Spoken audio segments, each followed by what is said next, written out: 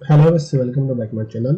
MSc fourth semester में हम organic synthesis की स्टडी कर रहे थे। ऑर्गेनिक सिंथेसिस में जो ऑर्गेनिक सिंथेसिस केमिस्ट्री थी ना, उसमें जो हमारा नेक्स्ट टॉपिक था वन ग्रुप सीएक्स डिस्कनेक्शन। जो सिलेबस में लिखा हुआ ना, ये लिखा हुआ है one group CX disconnection and two group CX disconnection. अब जो वन ग्रुप सीएक्स डिस्कनेक्शन जो होता है ना, मेन चीज में सीएक्स होता है। देखिए, डिस्कनेक्शन का मतलब तो ये बता रहा है कि one group CX disconnection carbon तथा एक्स का डिस्कनेक्शन कीजिए, कार्बन तथा एक्स का डिस्कनेक्शन कीजिए।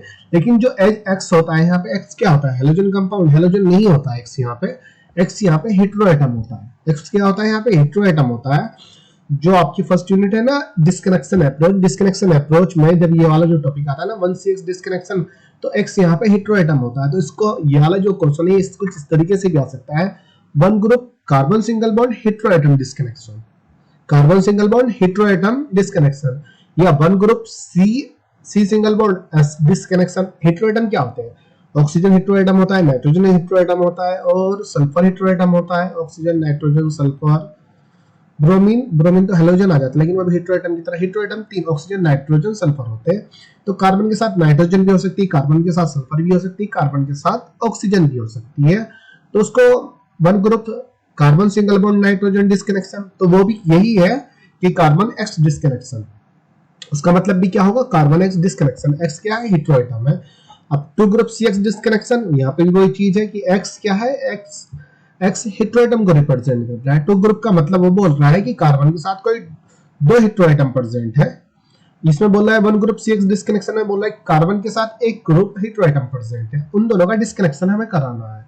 अब डिस्कनेक्शन कैसे कराते हैं वो भी हम बताते हैं। पहले थोड़ी थ्योरी पढ़ लेते हैं। थ्योरी में हमने क्या लिखा हुआ है?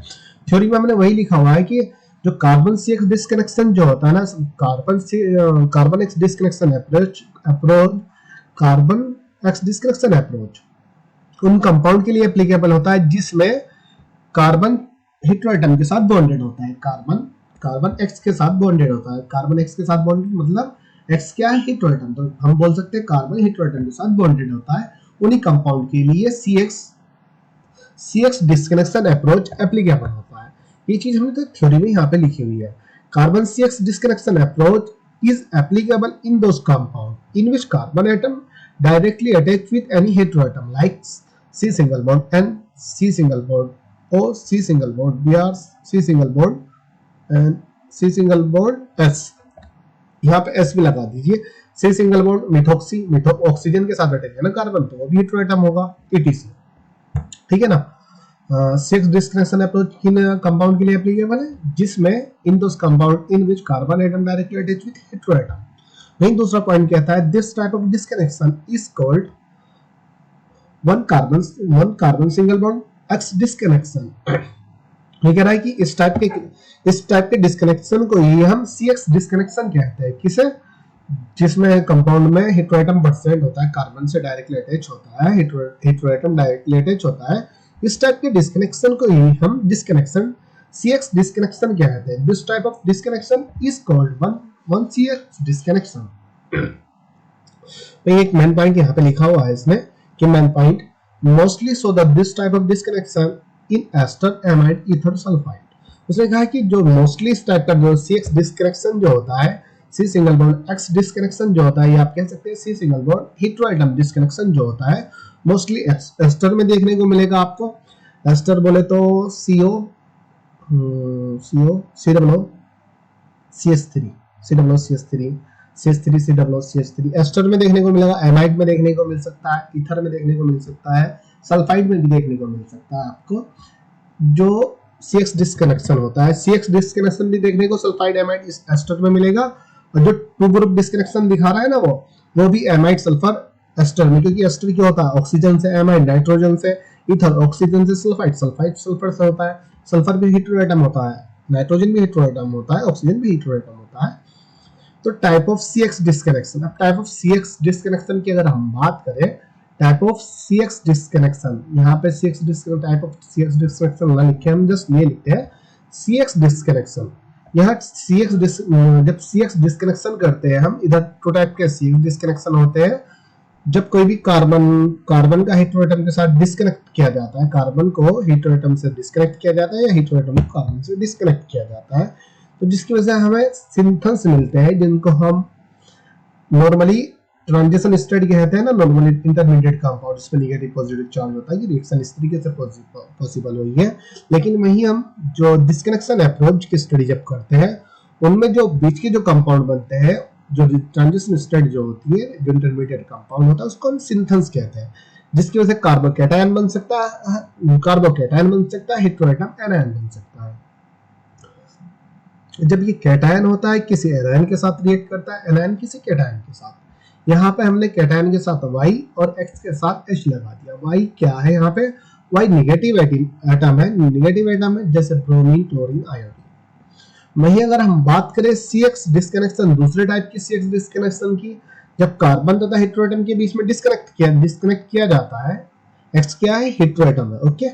कार्बन तथा हेटेरोएटम के बीच में डिस्कनेक्शन किया जाता है तो कार्बन पे नेगेटिव भी आ जाता है, कार्बन एनायन भी बन जाता है और X पॉजिटिव बन जाता है, जिसकी वजह से X के साथ नेगेटिव एटम अटैच होता है। वहीं नेगेटिव कार्बो एनायन के पास जो कार्बो एनायन होते हैं हमारे पास, यहाँ पे कोई पॉजिटिव एटम अटैच होता है। पॉजिटिव मोस्टली MgBr होता है, मैग्नीशियम ब्रोमाइड, CH3 MgBr। यहाँ पे ग्रिग्नार्ड रिएजेंट फॉर्म हो जाता है। इस टाइप के जो डिस्कनेक्शन होता है जिसमें कार्बो एनायन फॉर्म होता है, उसमें मोस्टली ग्रिग्नार्ड रिएजेंट फॉर्म होता है। ये ग्रिग्नार्ड रिएजेंट के द्वारा ये रिएक्शन प्रोसेस होती है। जहां कैटायन होता है वहां कोई भी नेगेटिव एटम पॉजिटिव पे अटैक करेगा, पॉजिटिव एटम पे नेगेटिव एटम पे पॉजिटिव एटम अटैक कर लेगा। वहीं अब बात करते हैं now show the disconnection of carbonyl compound.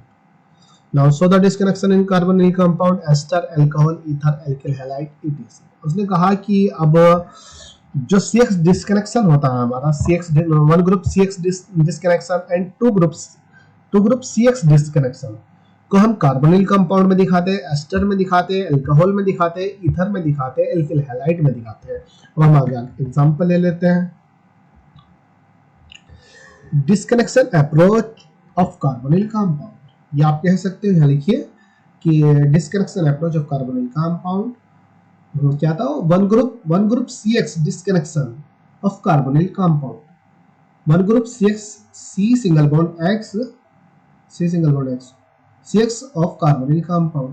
CX disconnection of carbonyl compound. यहाँ पे जैसे हमने लिखा है disconnection approach of carbonyl compound, यहाँ पे आप लिख दीजिए डिस्कनेक्शन लिखिए, पहले लिखिए one group CX disconnection approach of carbonyl compound. इसके पीछे सिर्फ लिख दीजिए one group CX disconnection approach of carbonyl compound. यहाँ पे थ्योरी पढ़ते हैं। So two type of reaction, retrosynthesis analysis and synthesis analysis. ये बोल रहा है जो कार्बोनिल कंपाउंड होते हैं, जब इसको हम डिस्कनेक्शन अप्रोच जो करते हैं, डिस्कनेक्शन अप्रोच रिएक्शन हमें दिखानी होती है। डिस्कनेक्शन अप्रोच में हम एक रेट्रोसिंथेसिस रिएक्शन दिखाते हैं, एक सिंथेसिस रिएक्शन दिखाते हैं।